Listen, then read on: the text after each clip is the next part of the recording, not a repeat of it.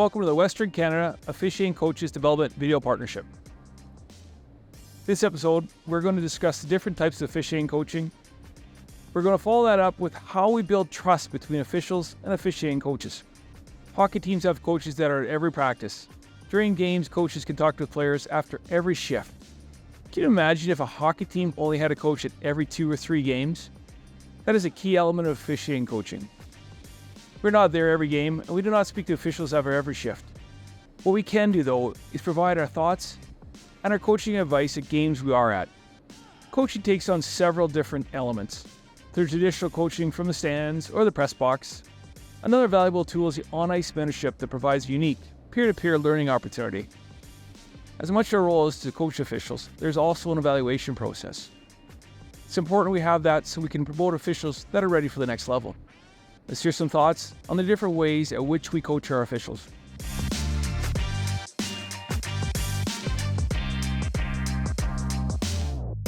I think the most important thing is to give direction, but not too much. Pick some certain things that can help them improve what they're doing out on the ice, but try not to overload them. Everyone is always at a different point in their development. And so picking out 1 or 2, 3 things every game to improve what that official is doing out on the ice is a really great start. Again, if you give them too much, they're not going to be able to take in everything you talked about, and it's harder to improve. The best ones are the ones that they talk through it with us, right? I think everyone's had that a coach that walks in and says, this was wrong, this was wrong, this was wrong, this was right, this is what you should have done instead. Whereas I've had other coaches who it's about 2 seconds of silence and says, well, how'd you do? And it starts a conversation. It helps us learn a little better, I think, because we talk through it, right? We talk through, well, I think I did okay. Well, why? What'd you do good? Well, icings were good, offsides were good. What'd you do bad? Well, I hated my line change procedure. I hate it. Okay, why? Right? It creates more opportunity for learning and discussion. I think in my experience, it works a heck of a lot better than someone walking in and said, these are the 5 things you did wrong, and this is the 6 things you did right, and just walks out at that. I think from an instruction point of view, a lot of the work I do in instructing is with very young officials, so it's brand new and the basics, procedures, routines, things that you have to do as an official. An evaluator just makes someone want to be better. I don't think it's about criticism at all. It's just giving them feedback and making them better officials. For my development and for me personally, I can't have things sugar-coated. I need to know what I'm doing wrong because I want to get to the next level. I want to get to the highest level I can. And with officiating coaches just being honest with me and just if it's brutal for them to say, it's better than not getting the point at all, right? So coaching is kind of where we're steering a lot of us officiating coaches to in the future now is helping officials get better, providing feedback on not only the decisions that they're making that they're right and wrong, but also the process that the officials are coming to that decision and helping correct that as well. So it's more of a coaching aspect in terms of leading officials into the right direction. There's tons of styles, so you know what, like it's super awesome, and you kind of learn in a different way, and it's super good because not everyone can learn in the same way.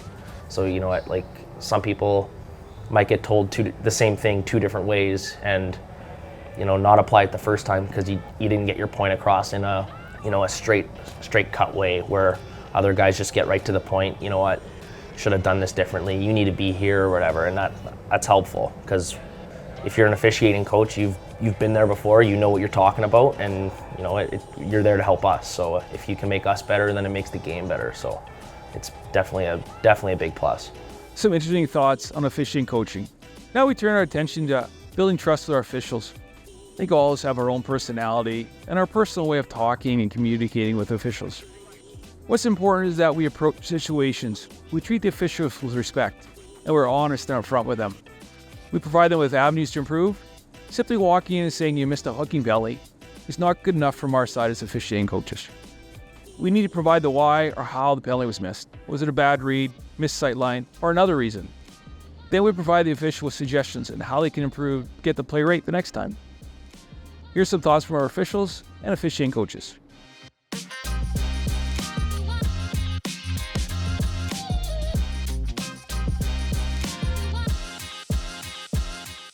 Coaches can build trust in a number of different ways. I feel if you can get to know who you're coaching on a personal level, you can relate to them a little bit better. If you know what motivates them and you know what their goals are, you can help them try and reach those goals. I think providing some examples of your experience can help get some trust too, because if they know that you've been in some tough situations and worked through them, then you can help them work through tough situations as well. Well, what I like to do, I know what I didn't like when I was on the ice, when information or discussion came from some of the officiating coaches. So I like to have that in my mind when I go in to talk to guys. I personally would rather have dialogue rather than a one direction conversation. I'd rather have dialogue in their mindset, what they're thinking when things go on, and just create dialogue in the sense that, you know, we can maybe each see the other side of the story or the equation, and both of us learn from it. So I think that it's important that if we're both communicating back and forth, that credibility works both ways, and we earn each other's trust that way. I think they build trust by not beating them down all the time, right? Officials need to know when they do a good job or when they do something well. Now, earning the trust of them, you got to give them the proper tips and you got to give them proper points. We can all sit there and talk about a game for hours, go over a million different what ifs, what if, but picking the 2 or 3 most important parts of your game that need to improve and pointing them out and communicating them effectively.